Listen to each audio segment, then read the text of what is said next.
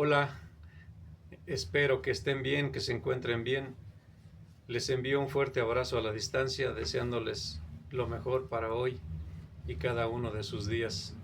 Gracias por verme, gracias por escucharme leer con tantos errores. Estoy tratando de corregirlos, pero la lengua se me traba. Y el cerebro, pues como que ya algunos engranes no funcionan muy bien, porque seguramente de ahí es de donde viene el problema. Así que mientras medio siga girando la piedra, les voy a leer otro ratito. El capitán Caleb el Fasí dormía siempre hasta que el sol comenzaba a recalentar el techo de su cabaña, lo cual venía a ocurrir sobre las 9 de la mañana, pese a que la había mandado levantar en el punto más tupido del palmeral, tan a la sombra que a menudo le despertaba sobresaltado el golpear de los dátiles sobre las planchas metálicas. A esa hora rezaba sus oraciones a 2 metros de la puerta y se zambullía en el abrevadero del pozo grande, donde el sargento Malik acudía a darle el parte de las incidencias, aunque en realidad escasas eran las incidencias que se presentaban. Aquella mañana, sin embargo, su subordinado parecía deseoso de hablar, animado por un entusiasmo poco acostumbrado en él. Ese targuí va en busca de la gran caravana, le dijo. Le observó unos instantes aguardando a que dijera algo más y al no ocurrir así, inquirió interrogativamente. ¿Y? Le pedí que me llevara, pero no quiso. No está tan loco entonces como podría pensarse. ¿Desde cuándo te interesa la gran caravana? Desde que oí hablar de ella. Dicen que llevaba mercancías por un valor de más de 10 millones de francos de aquel tiempo. Hoy ese marfil y esas joyas valdrían el triple.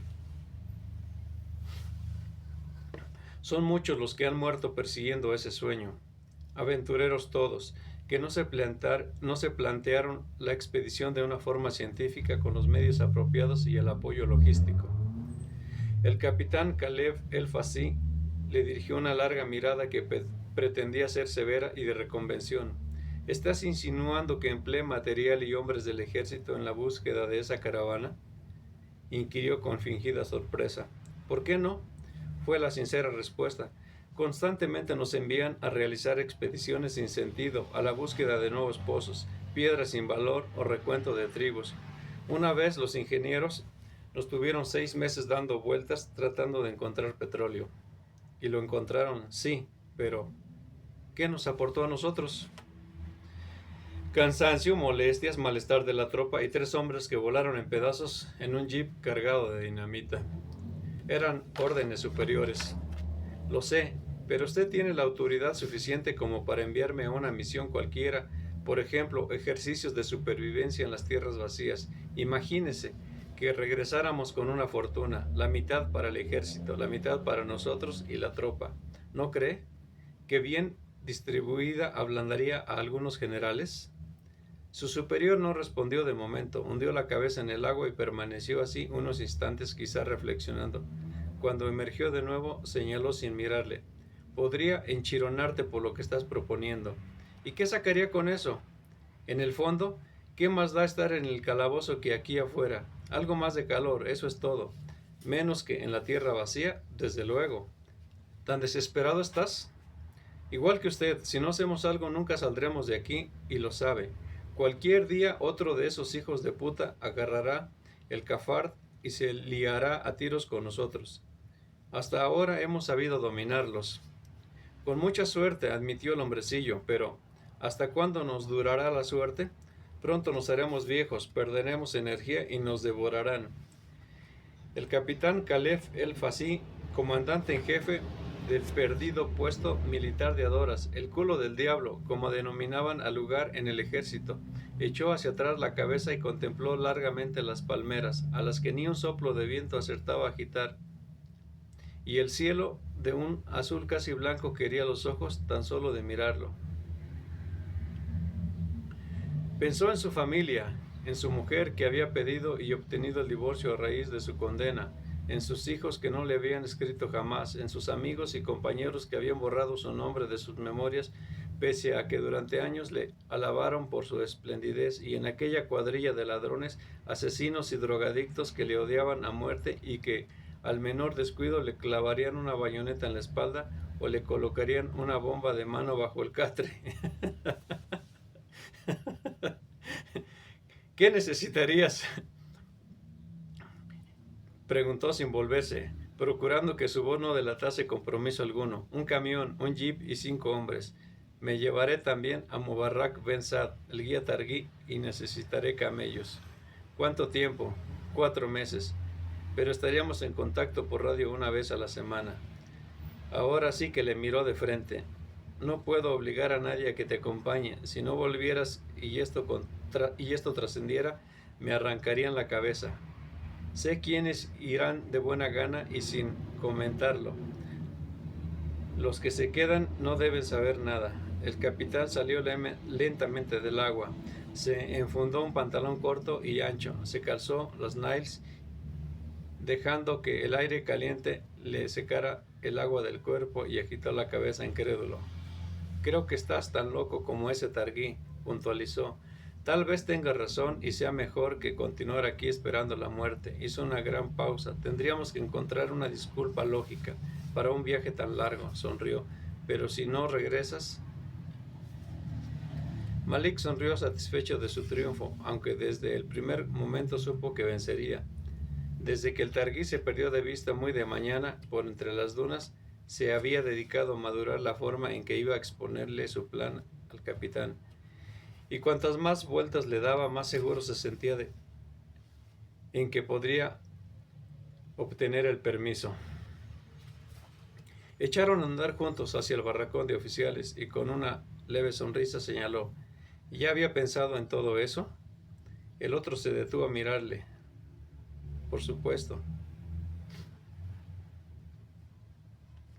Ese Targhí que se fue esta mañana pudo muy bien haberme comentado que tiene noticias de que las caravanas de esclavos se están adentrando en nuestro territorio. Su tráfico está aumentando de nuevo en proporciones alarmantes. Lo sé, pero se dirigen al Mar Rojo y hacia los países que aún aceptan la esclavitud. Es cierto, admitió Malik, pero ¿quién nos impide intentar verificar una denuncia y confesar más tarde que se trataba de una falsa alarma? Sonrió con ironía. Estaban tratando de crear una coartada,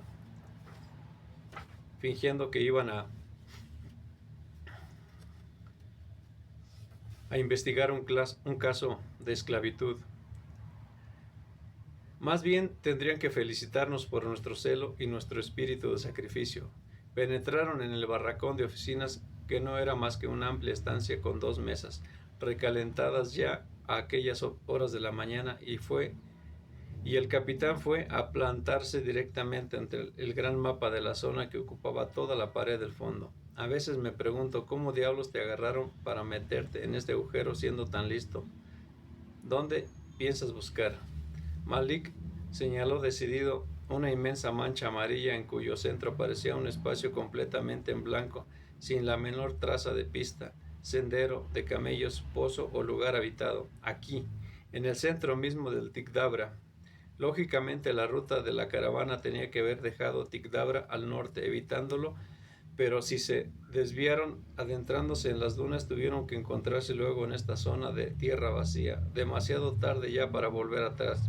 No les debió quedar entonces más remedio que intentar alcanzar los pozos de Muley el Akbar, y no llegaron. No es más que una teoría. Igual pueden estar ahí que en otra parte.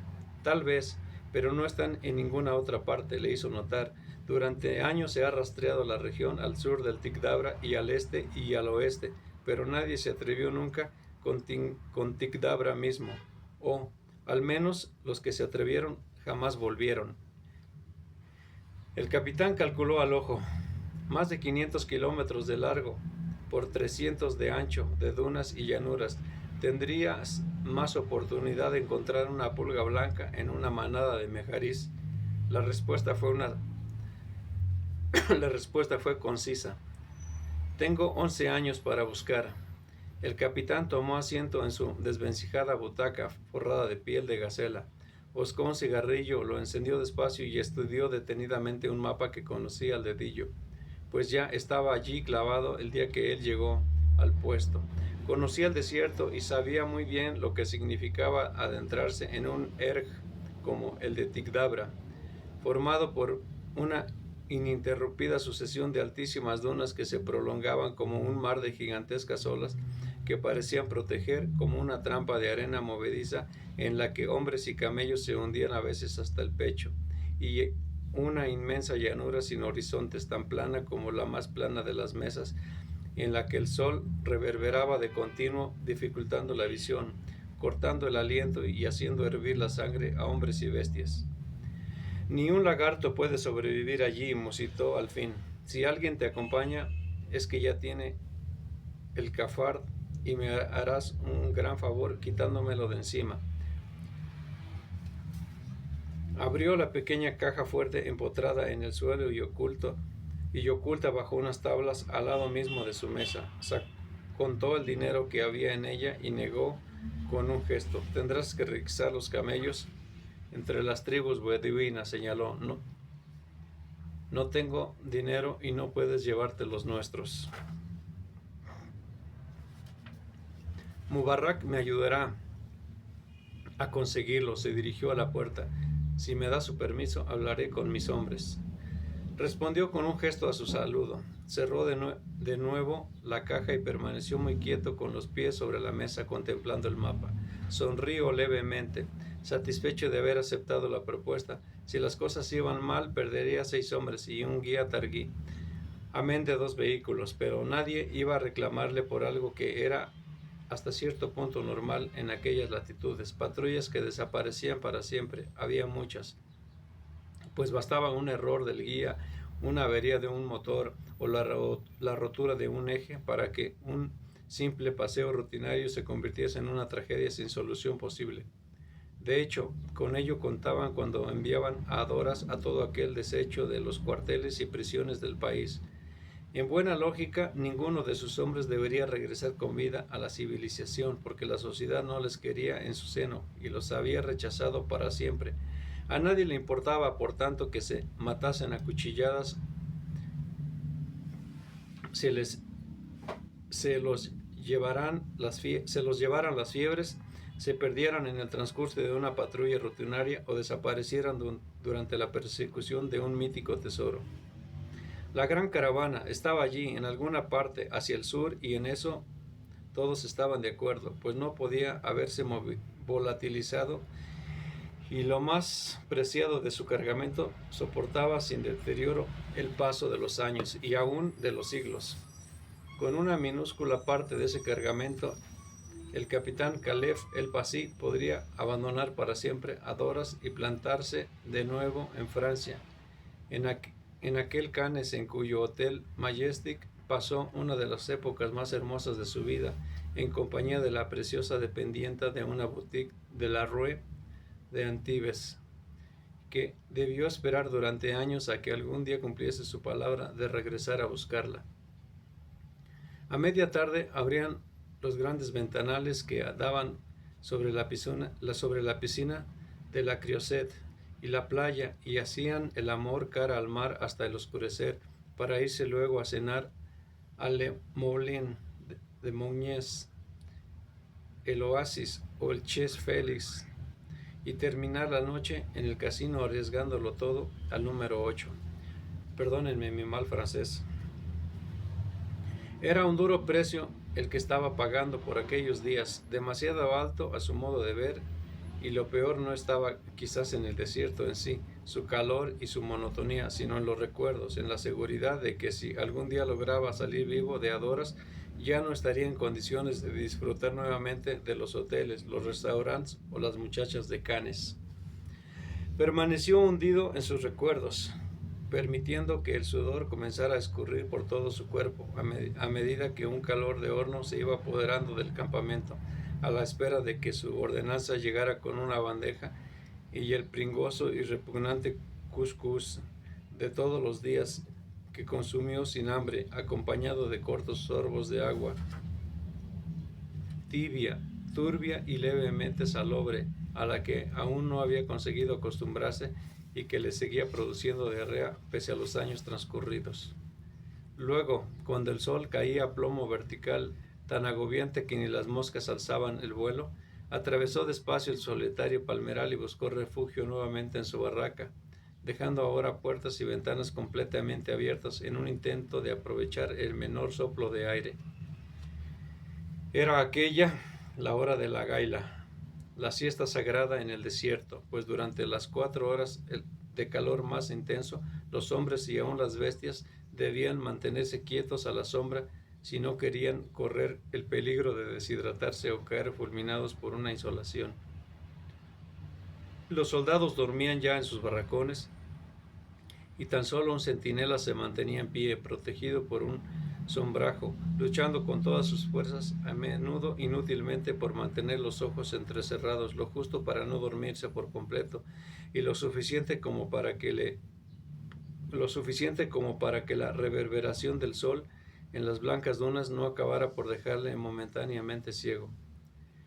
1 hora después se hubiera podido creer que el puesto militar de Adoras estaba muerto. El termómetro a la sombra, pues al sol probablemente hubiera acabado por estallar, se aproximaba peligrosamente a la raya de los 50 grados y los penachos de las palmeras se mantenían tan inmóviles por la falta del viento que se llegaría a pensar que no eran reales, sino que estaban únicamente pintados en el cielo. Con la boca abierta y los rostros cubiertos de sudor, desmadejados y rotos como muñecos en vida, los hombres roncaban, aplastados por el bochorno, incapaces siquiera de espantarse las moscas que llegaban incluso a posárseles en la lengua.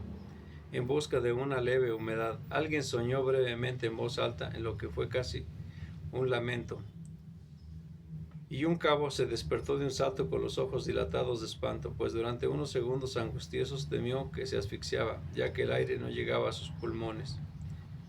Un negro esquelético, insomne en su rincón, le observó fijamente hasta que se tranquilizó de nuevo y cerró a su vez los ojos, pero se mantuvo despierto, pues su mente bullía inquieta desde el momento mismo en que el sargento mayor le confesara en secreto que dentro de 4 días emprenderían la loca aventura de adentrarse en la más inhóspita de las tierras a la búsqueda de una caravana perdida. Probablemente jamás regresarían con vida, pero eso era mejor que continuar paleando arena día tras día, hasta el momento en que llegara el turno de que palearan arena sobre su propio cuerpo. En su barraca el capitán Calef el Pasí roncaba también, suavemente, soñando tal vez con la perdida caravana y sus riquezas, y tan profundo era su sueño que no se percató de que una alta sombra se recortaba un instante